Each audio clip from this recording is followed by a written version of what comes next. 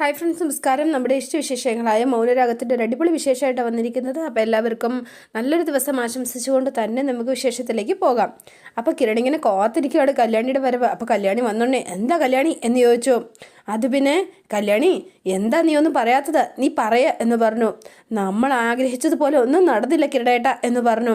കിരണേട്ടൻ്റെ അങ്കിളിൻ്റെ മോളല്ല സരിയു എന്ന് പറഞ്ഞു. ഇത് കേട്ടപ്പോൾ കിരണിന് വല്ലാത്ത ഷോക്കായിരുന്നു കേട്ടോ. ഭയങ്കര സങ്കടമായിപ്പോയി. ശരിക്കും പറഞ്ഞാലും വല്ലാതെ അപ്സെറ്റായി. ആളാകെ വെപ്രാളം പിടിച്ച് അതിലേക്ക് ഓടുക കേട്ടോ. ഞാൻ എൻ്റെ കിരണേട്ടനോട് തെറ്റ് ചെയ്തോ, ഞാൻ കിരണേട്ടനോട് സത്യം പറയേണ്ടതല്ലേ എന്നൊക്കെ ഇങ്ങനെ കല്യാണി ഇങ്ങനെ ആലോചിക്കണം. അപ്പം അമ്മ പറഞ്ഞ കാര്യവും മനസ്സിൽ വന്നു. അതെ, ഇതാരറിയാൻ പാടില്ല, കിരൺ പോലും എന്ന് പ്രത്യേകം പറഞ്ഞിരുന്നു. അത് മനസ്സിലേക്ക് ഓടി വന്നു കേട്ടോ. അപ്പോൾ കിരണിൻ്റെ ഈ വെപ്രാളമൊക്കെ കണ്ടിട്ട് കിരണേട്ടൻ്റെ കുഞ്ഞല്ല എന്ന് പറഞ്ഞു. അപ്പോൾ പെട്ടെന്ന് കിരണിൻ്റെ മനസ്സിലേക്ക് ഓടി വന്നത് അന്ന് കല്യാണിയും അമ്മയും തമ്മിൽ ഇടയ്ക്ക് ബന്ധങ്ങളുണ്ടായിരുന്നു. പക്ഷേ എങ്കിൽ അതുപോലും ഇവളെന്നോട് മറച്ചു വെച്ചതാണ്. ഇനി ഇതും സത്യം മറച്ചു വെച്ചതായിരിക്കുമോ എന്നിങ്ങനെ പെട്ടെന്ന് കിരണിനൊരു തോന്നൽ. അപ്പോൾ കിരൺ വേഗം തന്നെ വെപ്രാളം പിടിച്ച് എഴുന്നേറ്റിട്ട് ചോദിക്കുകയാണ്, സത്യമാണോ നീ പറഞ്ഞത്? അതെ, സരയു കിരണേട്ടൻ്റെ അച്ഛൻ്റെ മോളാണോന്നില്ല, രാഹുലിൻ്റെ മോളല്ല എന്നേ ഉള്ളൂ എന്ന് പറഞ്ഞു. ചിലപ്പോൾ മറ്റാളെങ്കിലും മകളായിരിക്കും എന്ന് പറഞ്ഞു. ഇത് കേട്ടപ്പോഴും കിരൺ അത്ര വിശ്വാസയോഗ്യം തോന്നിയില്ല. അപ്പോൾ കല്യാണി ഇങ്ങനെ വെപ്രാളം പിടിച്ച് നിൽക്കുകയാണ് കേട്ടോ. അപ്പോൾ എന്താ ചെയ്യുക, എങ്ങനെയെങ്കിലും സത്യം പറയുകയും ചെയ്യണം. ഇവരെന്നും കാണുകയും സംസാരിക്കുകയും ചെയ്തിട്ടും എൻ്റെ അടുത്തുനിന്ന് അവൾ മറച്ചു വെച്ചതാ കുറച്ച് നാൾ. അപ്പോൾ അതുപോലെ തന്നെ ഇതും ഈ സംഭവിച്ച് കാണില്ലേ എന്ന് വീണ്ടും കിരൺ ഇങ്ങനെ ആലോചിക്കുക. കിരണേട്ടൻ എന്താ ആലോചിക്കുന്നത് എന്ന് ചോദിച്ചു. അല്ല കല്യാണി, ഞാനൊരു കാര്യം ചോദിക്കട്ടെ, ദേ നീ എന്നോട് പറഞ്ഞത് 100% സത്യമാണോ എന്ന് ചോദിച്ചു. ദേ, നിനക്ക് ശബ്ദം കിട്ടിയ നാവ് കൊണ്ട് നീ ചെയ്യുന്നതൊക്കെ നല്ല കാര്യങ്ങളാണ്, അതെനിക്കറിയാം. അതിലെനിക്ക് ഒരുപാട് സന്തോഷവും അഭിമാനവും ഒക്കെ ഉണ്ട്, തോന്നിയിട്ടുമുണ്ട്. കല്യാണി, എന്നാൽ ഇതെൻ്റെ മാത്രമായിരുന്നില്ല, എൻ്റെ അച്ഛൻ്റെയും എൻ്റെ മുന്നോട്ടുള്ള ജീവിതത്തിൻ്റെയും ഒക്കെ കാര്യമാണ്. അതുകൊണ്ടാണ് ഞാൻ ഈ ചോദിക്കുന്നത്. കല്യാണി, അച്ഛനോട് നമ്മൾ ഇതുവരെയും പറഞ്ഞിട്ടില്ല. ഇതുപോലൊരു ടെസ്റ്റിന് അമ്മ പോയ കാര്യം പറഞ്ഞിട്ടേയില്ല. അങ്ങനെ പറഞ്ഞിരുന്നെങ്കിൽ അച്ഛൻ ഉറപ്പായിട്ട് കാത്തിരിക്കും ആ റിസൾട്ട് അറിയാനായിട്ട്. പിന്നെ ഞാൻ പറയണ്ടല്ലോ, ഇതുപോലൊരു മറുപടി അച്ഛന് കൊടുത്താൽ കല്യാണി, അച്ഛൻ അതൊരിക്കലും സഹിക്കാൻ പോലും കഴിയില്ല. നിനക്കറിയാലോ, രാവിലെ നമ്മൾ അമ്പലത്തിൽ പോയി, അതിനുശേഷം പിന്നെ ഈ നിമിഷം വരെ ഞാൻ ദൈവത്തോട് പ്രാർത്ഥിക്കായിരുന്നു. സത്യങ്ങൾ അറിയാൻ വേണ്ടിയിട്ട് ഞാൻ കാത്തിരിക്കായിരുന്നു. ഇതിനു മുമ്പ് അമ്മയായിട്ട് അടുപ്പമുണ്ടായിട്ട് നീ പറഞ്ഞിട്ടില്ല. അന്ന് നിനക്ക് സംസാരിക്കാൻ കഴിയില്ലായിരുന്നു, അതെനിക്കറിയാം. എന്നാൽ ഇന്ന് നിനക്ക് നല്ലൊരു ശബ്ദമുണ്ട് കല്യാണി. അതുകൊണ്ട് ചോദിക്കുക, ഒരിക്കലും ആ ശബ്ദം നീ തെറ്റിനെ പ്രോത്സാഹിപ്പിക്കാൻ നിൽക്കരുത് എന്ന് പറഞ്ഞു. അപ്പോൾ കല്യാണി ആകെ വെപ്രാളമായി. കല്യാണിക്ക് ആകെ സങ്കടമായി കേട്ടോ. അപ്പോൾ കുനിഞ്ഞ് നിൽക്കുകയാണ് കേട്ടോ. എന്താ അത് ഞാൻ പറഞ്ഞപ്പോൾ നിനക്ക് നന്നായി വേദനിച്ചിട്ടുണ്ട്. നിൻ്റെ മുഖം കണ്ടാലേ അറിയാം. കല്യാണി, സത്യം പറ, എന്താ സംഭവിച്ചത് എന്ന് ചോദിച്ചു. അപ്പോഴും കല്യാണി ഇങ്ങനെ നിൽക്കുക. അത് പിന്നെ കിരണേട്ട അത് എന്ന് പറഞ്ഞു. അപ്പോൾ അതേണ്ട അവിടെ ഒരു എന്താ പറയുക, ഗണപതിയുടെ വിഗ്രഹം ഉണ്ടായിരുന്നു. അപ്പോൾ ഗണപതിയുടെ ഇതെടുത്തിട്ട് നേരെ കല്യാണിയുടെ നേരെ നീക്കുകയാണ് കേട്ടോ. അപ്പോൾ ഇത് കണ്ടപ്പോഴത്തേനും കല്യാണിക്ക് ആകെ വിഷമായി. ഭഗവാനെ സാക്ഷിയെ നിർത്തിയിട്ട് നീ പറഞ്ഞതെല്ലാം സത്യമാണെന്ന് നീ പറ, അതോ രാഹുൽ എന്ന അങ്കിളാണോ സരിയുവിൻ്റെ അച്ഛൻ എന്ന് പറ, ശരിയല്ലേ ഞാൻ പറഞ്ഞത് എന്ന് ചോദിച്ചു. അപ്പോൾ കല്യാണി കൈ കൂപ്പി നിൽക്കുകയാണ് കിരണിൻ്റെ മുന്നിൽ. അപ്പോൾ കിരണിന് കാര്യങ്ങളൊക്കെ മനസ്സിലായി. അപ്പോൾ കിരണ് എന്താ സംഭവിച്ചതെന്ന് അറിയില്ല. മനസ്സിലായി, നീ സങ്കടപ്പെടണ്ട കല്യാണി, നിനക്ക് എന്താ പറ്റിയത് എന്ന് ചോദിച്ചു. അപ്പോൾ കല്യാണി ഒന്നും മിണ്ടിയില്ല. അമ്മ പറഞ്ഞോ എന്നോടിത് പറയരുത് എന്ന് ചോദിച്ചു. ആ പറഞ്ഞു എന്നും പറഞ്ഞു കല്യാണി. അപ്പോൾ കിരണ് ഏകദേശം ഉറപ്പിച്ചു കേട്ടോ. സാരമില്ല, എനിക്കറിയാം നീ സംസാരിച്ചാലും ഇല്ലെങ്കിലും എന്നോട് കള്ളം പറഞ്ഞാൽ അതിന് തക്കതായ ഒരു കാരണം ഉണ്ടാവും എന്ന് എനിക്ക് നന്നായി അറിയാം കല്യാണി, നീ സമാധാനിക്കുക. അപ്പോൾ ശരിക്കും പറഞ്ഞാൽ അല്ലേ എന്ന് ചോദിച്ചു. എൻ്റെ അച്ഛനല്ല സരയുവിനെ ജനിപ്പിച്ചത് അല്ലേ, ആ രാഹുൽ, അതിൻ്റെ അവകാശി എൻ്റെ അങ്കിളാണ് അല്ലേ കല്യാണി എന്ന് ചോദിച്ചു. അതെ എന്നും പറഞ്ഞു. പിന്നെ കിരണിൻ്റെ സന്തോഷം പറയണ്ട. കിരൺ ആർമാദിച്ചൂടോ ഭയങ്കരമായിട്ട്. നീ അമ്മയ്ക്ക് വാക്ക് കൊടുത്ത് കാണുമായിരിക്കും, എന്നോട് പറയില്ലെന്ന്. വേണ്ട, നീ നിന്നെ നാവ് കൊണ്ട് ഒന്നും പറയണ്ട കേട്ടോ. നിന്റെ സംസാരത്തിലൂടെ നീ പറയേ വേണ്ടതേ. ഇങ്ങനെ എനിക്ക് ഇത്രയും മതി, ഇത്ര മാത്രം എനിക്ക് അറിഞ്ഞാൽ മതി, ഇത്ര ആക്ഷൻ മതിയെന്നേ. നിൻ്റെ ആ തലയാടൽ മാത്രം മതി കല്യാണി. അത് മതി കല്യാണി എന്ന് പറഞ്ഞ് കിരൺ ഇങ്ങനെ വെകിള പേടിച്ച് അങ്ങോട്ടും ഇങ്ങോട്ടും സന്തോഷം ഞാൻ ഇതാ കാത്തിരുന്നത്, യെസ് യാ എന്നൊക്കെ പറഞ്ഞുകൊണ്ട് ഇങ്ങനെ നിൽക്കുകയാണ്. അയ്യോ, എന്താ കിരണേട്ടാ ഇത് എന്ന് ചോദിച്ചു. ഇത് എവിടെയാന്ന് പരിസരം പോലും മറന്നുപോയോ? ഇത് ഓഫീസാ. ഒച്ച ശബ്ദമൊക്കെ കേട്ടിട്ട് അവർ ഓടി വരില്ലേ? വരുന്നവരൊക്കെ വരട്ടെ കല്യാണി. എൻ്റെ ജീവിതത്തിലെ ഏറ്റവും സന്തോഷമുള്ള ദിവസം ഏതായിരുന്നു നിനക്കറിയോ? നിനക്ക് ശബ്ദം കെട്ടി നിനക്ക് സംസാരിച്ച ആ ദിവസം എന്ന് പറഞ്ഞു. അതുപോലെ തന്നെ എനിക്ക് ഒരുപാട് സന്തോഷമുണ്ട് എൻ്റെ അമ്മ സത്യം തിരിച്ചറിഞ്ഞതിൽ. നിനക്കറിയോ? എന്നിട്ട് അമ്മ എന്താ പറഞ്ഞത് എന്ന് ചോദിച്ചു. അത് പിന്നെ അമ്മ ഭയങ്കര സങ്കടത്തിലാണ്. അത് പിന്നെ സങ്കടമില്ലാതിരിക്കുമോ? അമ്മ ഏതൊക്കെ രീതിയിൽ അച്ഛനെ തള്ളിക്കളഞ്ഞത്, എന്തെല്ലാമായിരുന്നു അച്ഛനെ പറഞ്ഞത്.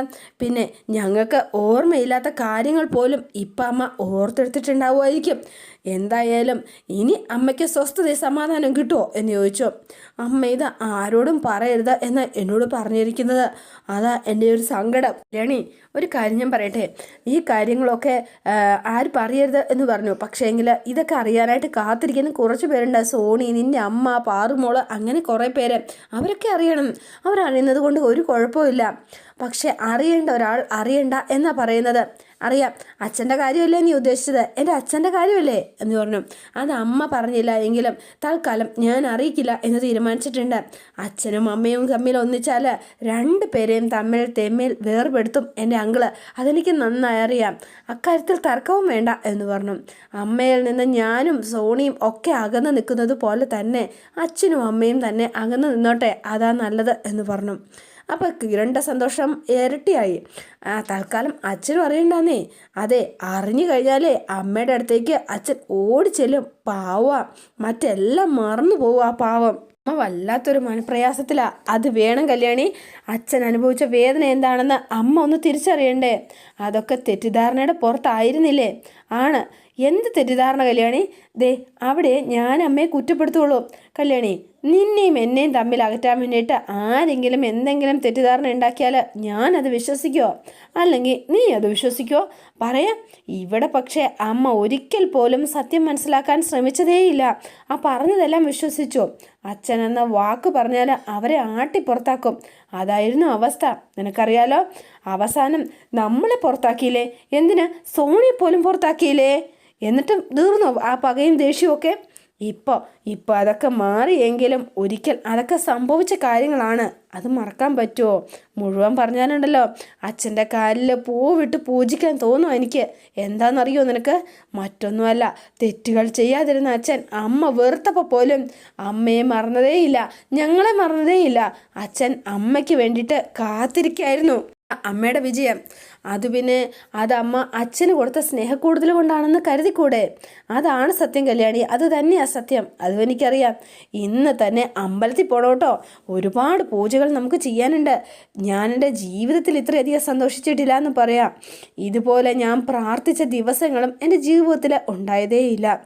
എന്താണെന്നറിയില്ല, എനിക്ക് എൻ്റെ അമ്മയെ കാണാൻ തോന്നുന്നുണ്ട്. അച്ഛനെയും വേണ്ട. ഇനിയിപ്പോൾ ചെന്നാലേ അതും പ്രശ്നമാവും. ഇപ്പം നമ്മൾ അമ്മയെ പോയി കണ്ടാൽ അമ്മ സംശയിക്കും. നീ പറഞ്ഞിട്ടാണോ? നീ ഗർഭസങ്കടത്തിലായിപ്പോയി അല്ലേ കല്യാണി? എനിക്കറിയാലോ, എനിക്ക് കിരണനോട് കള്ളം പറയുന്നത് വലിയ വിഷമമുള്ള കാര്യമാണ്. സാരമില്ല, എന്നോടെന്നല്ല ആരോടും കള്ളം പറയുന്നതിന് വിഷമാണെന്ന് എനിക്ക് നന്നായി അറിയാം. അതുകൊണ്ടാണ് പറയണത്. ദേ, ചില സാഹചര്യങ്ങൾ ചിലപ്പം അതൊക്കെ വേണ്ടി വരും മോളെ, അതൊന്നും കാര്യമാക്കണ്ട കേട്ടോ എന്ന് പറഞ്ഞ് കല്യാണിയെ ചേർത്ത് പിടിച്ചിരിക്കുകയാണ് കിരൺ. അപ്പോൾ ഇവർ രണ്ടുപേരും ഓഫീസിലാണെന്നുള്ള കാര്യം പരിസരബോധം മറന്നു. ദേ, എൻ്റെ അച്ഛനും അമ്മയും ഒന്നിക്കാൻ പോവാട്ടോ. നീ എന്നോട് പറഞ്ഞിരുന്നില്ലേ? അതിന് ചില കടമ്പകൾ കൂടി കടക്കാനുണ്ട്, അത്രയേ ഉള്ളൂ. എന്നാലും അതാ സംഭവിക്കാൻ പോണത്. എൻ്റെ പൊന്നോ, അതിന് എന്തിനാ ഇങ്ങനെ ഓഫീസ് റൂമിൽ വെച്ച് ഇത്രയും ഓവറാകുന്നത്? ആരെങ്കിലും കയറി വന്നാലോ? കയറി വന്നാൽ കടന്നു വരട്ടെ. അവരെ ഒക്കെ പുറത്താക്കിയിട്ട് ഞാൻ എന്ന് പറഞ്ഞ കല്യാണി നെറ്റിയിലൊരു ഉമ്മയൊക്കെ കൊടുത്തിങ്ങനെ ഭയങ്കര സന്തോഷത്തിൽ നിൽക്കുക. നീ ഭാര്യയായ ശേഷം എനിക്കുണ്ടായ ഏറ്റവും വലിയ നേട്ടമാണ് ഇന്നുണ്ടായിരിക്കുന്നത്. ഏറ്റവും വലിയ സന്തോഷം. നീ നിൻ്റെ വാക്ക് പാലിച്ചു. സംസാരത്തിലൂടെ എൻ്റെ അച്ഛനും അമ്മയും കൂട്ടി യോജിപ്പിക്കുമെന്ന് നീ പറഞ്ഞു. അതെ, അമ്മയുടെ തെറ്റിദ്ധാരണ നീ മാറ്റുമെന്നും പറഞ്ഞു. കല്യാണി, എല്ലാം സംഭവിച്ചു, എനിക്ക് സന്തോഷമായി എന്ന് പറഞ്ഞ് കല്യാണിയും കെട്ടിപ്പിടിച്ച് നിൽക്കുകയാണ് കിരൺ. പിന്നെ നമ്മൾ കാണുന്നത് നമ്മുടെ ചന്ദ്രസേനയാണ്. അപ്പോൾ ചന്ദ്രസേന ഇങ്ങനെ വഴി നടന്നു വരികയാണ്. അപ്പോൾ കുറേ 2 ബൈക്കിലായിട്ട് കുറച്ച് ആളുകൾ വരുന്നു. ആളുകൾ വന്നിട്ട് ചന്ദ്രസേന ഇങ്ങനെ വളഞ്ഞ് നിൽക്കുകയാണ് കേട്ടോ. നിനക്ക് അറിവൂടാ എന്നൊക്കെ ചോദിച്ച് ചന്ദ്രസേനൻ്റെ നേരെ തോക്കും അല്ലെങ്കിൽ കത്തിയൊക്കെ ആയിട്ടാണ് ചെന്നിരിക്കുന്നത്. വിറ എന്ന് പറഞ്ഞു. കുറേ നാളായിട്ട് നീ ഞങ്ങളെ പൊട്ടമായിക്കൊണ്ട് നീ വിലസാണല്ലോ, നീ ഇനി അത് വിലസണ്ട എന്ന് പറഞ്ഞുകൊണ്ട് അപ്പോൾ രാഹുൽ സാറ് നിന്നെ തട്ടിക്കളയാൻ വേണ്ടിയിട്ട് ചില്ലറയൊന്നുമല്ല തന്നിരിക്കുന്നത് എന്ന് പറഞ്ഞാണ്. അപ്പോൾ ഈ ചന്ദ്രസേനകത്തേക്ക് കയറാൻ തുടങ്ങുമ്പോഴത്തേനും ചന്ദ്രസേനൻ്റെ തലയ്ക്ക് ഇങ്ങനെ വാടി വെച്ച് അടിക്കുകയാണ് കേട്ടോ. അമ്മേ എന്ന് പറഞ്ഞുകൊണ്ട് ചന്ദ്രസേന ഇങ്ങനെ തല പൊട്ടിയിട്ട് നിലത്ത് വീഴുകയാണ്. ഇങ്ങനെ ഒരു സ്വപ്നം കണ്ടുകൊണ്ട് രൂപ അലറി വിളിച്ചാണ് എഴുന്നേൽക്കുന്നത്. അപ്പോൾ യാമിനി ഓടി വന്നു. എന്താ മേഡം, എന്താ പറ്റിയേ, സ്വപ്നം എന്തെങ്കിലും കണ്ടായിരുന്നോ എന്ന് ചോദിച്ചു. ആ, ചെറിയൊരു സ്വപ്നം കണ്ടായിരുന്നു എന്ന് പറഞ്ഞു. അപ്പോൾ യാമിനി ഓടി അങ്ങ് വന്നു കേട്ടോ. എന്താ മേഡം കണ്ടത്? ഹലോ, ആ ബഗാസുരനെയാണോ സ്വപ്നം കണ്ടത്? അതെന്താ യാമിനി അങ്ങനെ ചോദിച്ചത്? അതെ, അല്ല, അയാൾ വന്നിട്ടുണ്ട്, അതാ ചോദിച്ചത്. താഴെ അതേണ്ട അവിടെ ഇരിപ്പുണ്ട് എന്ന് പറഞ്ഞു. ഇനി അയാളെ മുകളിലേക്ക് കടത്തിവിടണ്ട എന്ന് മേഡം പറഞ്ഞുകൊണ്ട് മേഡം ബാത്റൂമിലാണെന്നാണ് ഞാൻ പറഞ്ഞിരിക്കുന്നത്, അല്ലെങ്കിൽ ഇങ്ങോട്ടേക്ക് കയറി വരുമല്ലോ. അവൻ എന്തിനാ വന്നത്? അവനോ? അയ്യോ, ഇത് ആദ്യമായിട്ടുള്ള വിളിയാണല്ലോ, ഇതെന്ത് പറ്റി? അപ്പം ടെസ്റ്റ് റിസൾട്ട് അയാൾക്കെതിരാ അല്ലേ എന്ന് ചോദിച്ചു.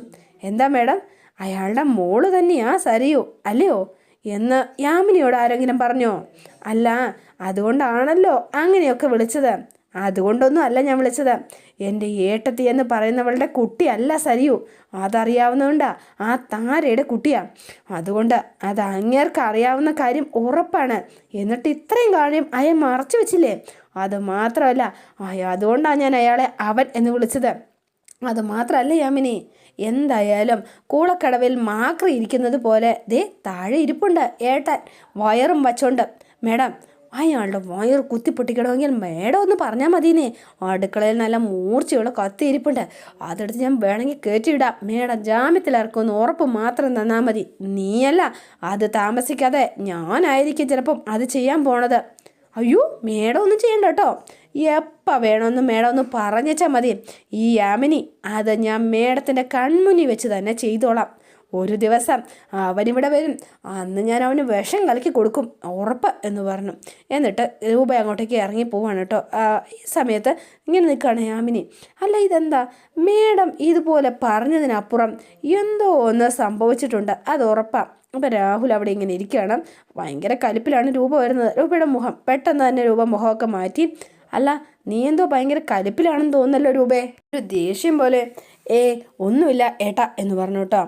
മറ്റൊന്നുമല്ല, കമ്പനിയുടെ കാര്യങ്ങളൊക്കെ ഇങ്ങനെ ആലോചിച്ചിരിക്കുകയായിരുന്നു. നമ്മുടെ കമ്പനിയൊക്കെ പോയില്ലേ, അതിൻ്റെ ഒരു വിഷമവും ദേഷ്യവും ഒക്കെ ഉണ്ട്.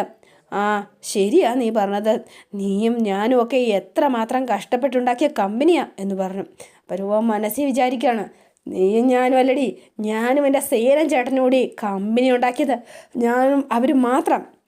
ഇനിയിപ്പോൾ അതേപ്പറ്റിയൊന്നും ആലോചിക്കേണ്ട രൂപേ. ആ കമ്പനി ലേലം വിളിച്ച വഴി കാലാണ് നമുക്ക് എന്താണേലും കിട്ടില്ല എന്ന് ഉറപ്പായി. എങ്കിലും വലിയൊരു ബാധ്യതയായിട്ടാണ് കിരണും കല്യാണിയും അത് ഏറ്റെടുത്തിരിക്കുന്നത്. അത് രക്ഷപ്പെടുത്തിയെടുക്കുക അത്ര സാധ്യമാണെന്നൊന്നും തോന്നുന്നില്ല എന്ന് പറഞ്ഞു. അതൊന്നും പറയാൻ പറ്റില്ല എന്ന് പറഞ്ഞു രൂപ. അങ്ങനൊന്നും പറയണ്ട, ഒരാൾ അമേരിക്കയിൽ നിന്ന് വന്നിട്ടുണ്ടല്ലോ കോടികളായിട്ട്. ആ, അതും ശരിയാ നീ പറഞ്ഞത് എന്ന് പറഞ്ഞ ഉടനെ രാഹുൽ, ഇനിയിപ്പം അവൻ വിചാരിച്ചാൽ ചിലപ്പോൾ കടങ്ങളൊക്കെ വീട്ടാവുന്നതേ ഉള്ളൂ. അതുകൊണ്ടായിരിക്കും അത് ലേലത്തിൽ പിടിക്കാനുള്ള ധൈര്യം കിരൺ കാണിക്കുകയും ചെയ്തത് എന്ന് പറഞ്ഞു. അപ്പോൾ ഇങ്ങനെ തിരിഞ്ഞു വന്നു. പിന്നെ നിന്ന് കളിക്കുന്നത് സേന, അതാ ഞാൻ പറഞ്ഞത്, ഇതവൻ്റെ നമ്മളോടുള്ള പ്രതികാരമാണ് രൂപേ. കാത്തു കേൾക്കണം. കമ്പനി പിടിച്ചെടുത്തു. ഇന്നലെ വരെ നമ്മുടെ കയ്യിലിരുന്ന ആ കമ്പനി ഇനി ശരിക്കും അവനാണ് സ്വന്തമാക്കിയിരിക്കുന്നത്. എന്നും എൻ്റെ കുട്ടികളുടെ അച്ഛൻ ആ കമ്പനിയെ സ്നേഹിക്കുന്നുണ്ടടാ, അല്ലാതെ നിന്നെപ്പോലെ ചതിയും വഞ്ചനയായിട്ട് നടക്കല്ല എന്ന് രൂപ ഇങ്ങനെ മനസ്സിൽ വിചാരിച്ചു. എന്താ നമ്മൾ ഈ നാട്ടിൽ തന്നെ നിൽക്കുന്നതെന്നാണ് ഞാൻ ചിന്തിക്കുന്നത്. അടിക്കടി പരാജയങ്ങളാണ്. നമുക്ക് മനുമോൻ്റെ കൂടെ അമേരിക്കയിലേക്ക് പോയാലോ എന്ന് ചോദിച്ചു.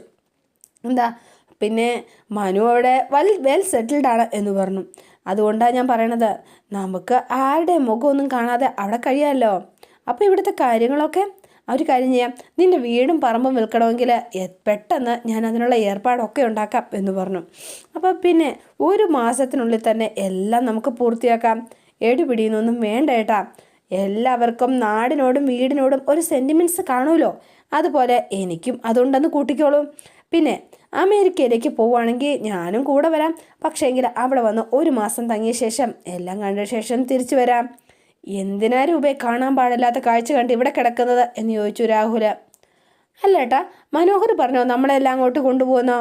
പറഞ്ഞു വന്നോ? അവൻ നമ്മളെ കൊണ്ടുപോകുന്നത് സന്തോഷമുള്ളൂ, പ്രത്യേകിച്ച് നിന്നെ എന്നൊക്കെ പറഞ്ഞങ്ങ് തട്ടിവിടുകയാണ്. പിന്നെ സരുവിൻ്റെ കാര്യവും പറയണ്ടല്ലോ. എന്താണെങ്കിലും അപ്പോൾ എന്താ, വീട് വെക്കുന്ന കാര്യം ഏർപ്പാടാക്കട്ടെ? എനിക്ക് ഒന്നുകൂടി ഒന്ന് ആലോചിക്കണം ഏട്ടാ. ആലോചിച്ച ശേഷം പറഞ്ഞാൽ മതി. വർമ്മ വിൽക്കാനുള്ള ഏർപ്പാട് ചെയ്യട്ടെ? തൽക്കാലം വേണ്ട ഏട്ടാ എന്ന് പറഞ്ഞു. അപ്പോൾ രാഹുലിന് വ്യഗ്രത അതിനാ. 1-2 ആൾക്കാർ വന്നിട്ടുണ്ട് വിൽക്കാനാണെങ്കിൽ 1-2 ആഴ്ചയ്ക്കുള്ളിൽ വേണമെങ്കിൽ വിൽക്കുകയും ചെയ്യാം. പക്ഷേങ്കിൽ ഞാനിങ്ങനെ സാവകാശം പറഞ്ഞ് അവരെ പറഞ്ഞു വിട്ടിരിക്കാം. അതിൻ്റെ കാര്യമില്ല എൻ്റെ രൂപേ. ഇനിയിപ്പോൾ പ്രായമൊക്കെ ആയി വരില്ലേ, നിന്നെ നോക്കാനാണെങ്കിൽ നിൻ്റെ മക്കളോ മരുമക്കളോ ആരും അരികിലില്ലതാനും. ആ ബോധം നിനക്ക് വേണം എന്ന് പറഞ്ഞു. എന്നാൽ ശരി എന്ന് പറഞ്ഞ് അയാൾ അങ്ങോട്ടേക്ക് ഇറങ്ങിപ്പോയിട്ടോ. അതെ മേഡം, ഞാൻ പറഞ്ഞതൊക്കെ കേട്ടു.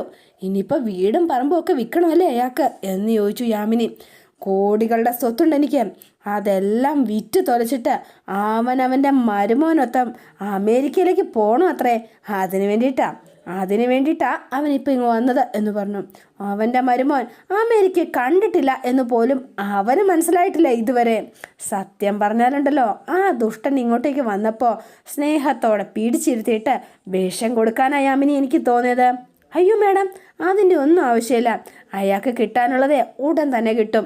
ഇനി എന്തെല്ലാം ദ്രോഹം അവനും അവൻ്റെ ഭാര്യയ്ക്കും മകൾക്കും ചെയ്യാൻ പറ്റുമോ അതെല്ലാം ഞാൻ ചെയ്തിരിക്കും. കാരണം എന്താണെന്നറിയോ, എൻ്റെ 10-25 വർഷങ്ങളാണ് അവൻ നഷ്ടപ്പെടുത്തിയത്. എൻ്റെ കുടുംബ ജീവിതം അവനെ ഇല്ലാതാക്കിയത്. എല്ലാം നശിപ്പിച്ചിട്ട് അവൻ സന്തോഷത്തോടെ കഴിയായിരുന്നു, ജീവിതം ആസ്വദിച്ച്. ഇനിയാണ് അവൻ അനുഭവിക്കാൻ പോകുന്നത്. അനുഭവിപ്പിക്കും ഞാൻ എന്ന് പറഞ്ഞ രൂപ കടുത്ത തീരുമാനത്തിലാണ്. പിന്നെ കാണുന്നത് ക്ഷേത്രത്തിലാണ് നമ്മുടെ ചന്ദ്രസേനയാണ് കാണുന്നത് കേട്ടോ. അപ്പോൾ ചന്ദ്രസേനൻ വന്നു. അപ്പോൾ തൊഴുത് പ്രാർത്ഥിച്ചുകൊണ്ടിരിക്കുകയാണ്. അപ്പോൾ പൂജാരി വന്നു. അപ്പോൾ പൂജാരിയോട് ഇങ്ങനെ ചോദിക്കുകയാണ്, ഒരു അർച്ചന ചെയ്യണം, എന്താ രസീത് എടുക്കണോ? വേണ്ട, പേരും നാളും പറഞ്ഞാൽ മതി എന്ന് പറഞ്ഞു. ശരി, രൂപശ്രീ എന്ന് പറഞ്ഞു, രേവതി നക്ഷത്രം എന്നും പറഞ്ഞു. അപ്പോൾ ഇത് കേട്ടോണ്ട് അപ്പുറത്ത് മാറി എന്താ പറയുക, ചുറ്റമ്പലത്തിൻ്റെ പുറത്ത് ഇതെല്ലാം കേട്ടോണ്ട് രൂപ നിൽപ്പുണ്ടായിരുന്നു കേട്ടോ. ഇത് കണ്ടപ്പോൾ രൂപയുടെ മനസ്സാകെ തകർന്നു പോയി എന്ന് പറയാം. ഞാൻ ഇത്രയും നാളും എന്ത് ദ്രോഹം ആ മനുഷ്യന് ചെയ്തത്, ആ മനുഷ്യനോട് ചെയ്തത് എന്ത് വലിയ തെറ്റായിപ്പോയി എന്നൊക്കെ ഓർത്ത് രൂപയ്ക്ക് സഹിക്കാവുന്നതിലും അപ്പുറമായിപ്പോയി കേട്ടോ. അപ്പോൾ അതോടെയാണ് ഇന്നത്തെ വിശേഷം അവസാനിക്കുന്നത്. ഇനി നാളത്തെ വിശേഷം ഇതിലും ഗംഭീരമാണ്. അപ്പോൾ എല്ലാവരും കാത്തിരിക്കുക. ഇഷ്ടപ്പെട്ടുവെങ്കിൽ ലൈക്ക് ചെയ്യുക, ഷെയർ ചെയ്യുക, തൊട്ടടുത്ത ബെൽ ബട്ടൺ കൂടെ ഒന്ന് ഞെക്കുകയാണെങ്കിൽ ഞാൻ ഇടുമ്പോൾ തന്നെ നോട്ടിഫിക്കേഷൻ ലഭിക്കുന്നതായിരിക്കും. പുതുപുത്തൻ വിശേഷമായിട്ടെത്താം. Bye and see you again.